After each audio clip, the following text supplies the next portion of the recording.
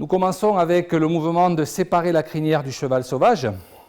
Ici, nous avons l'idée d'une attaque basse au bas-ventre que nous allons esquiver en lâchant ici sur le côté avec une esquive et le mouvement de saisir la queue de l'oiseau, propre à ce mouvement de la crinière.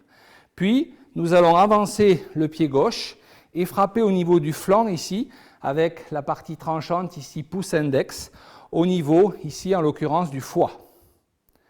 Donc une frappe cinglante au niveau du foie, avec, si possible, une petite secousse ici au niveau du bras pour déstructurer le corps du partenaire.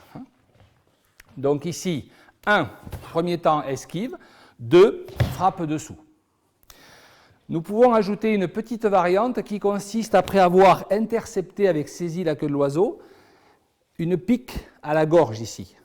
Très efficace. Si mon partenaire met sa main en protection, on voit bien ici la possibilité de rentrer une frappe efficace au niveau de la gorge qui va perturber le haut pour mieux rentrer au niveau du bas du corps.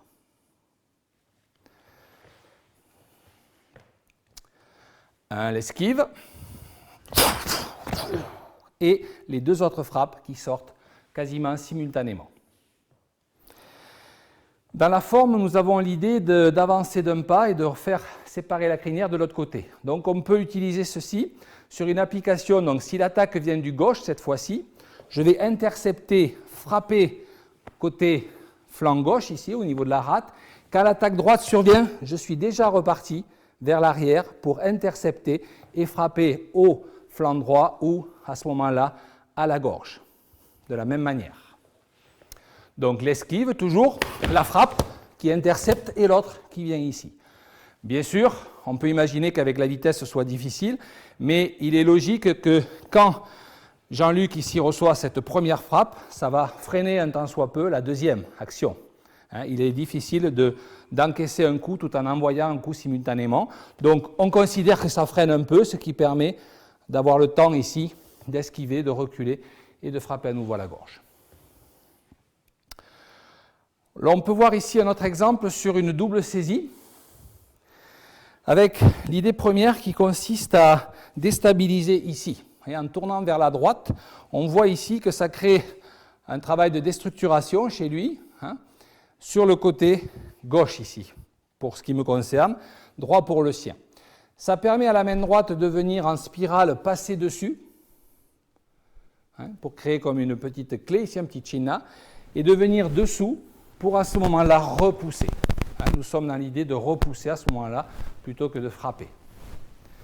Double saisie, déstructurer, rentrer et pousser sur séparer la crinière.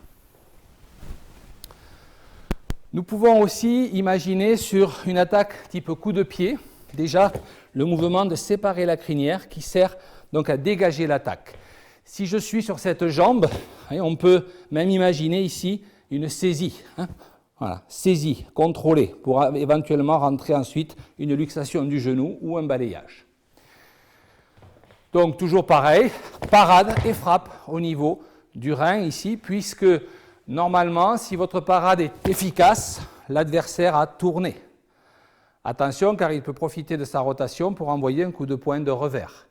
Donc il est évident que le coup qui suit derrière doit être quasiment immédiat, pour ne pas lui laisser le temps de retourner et d'enchaîner.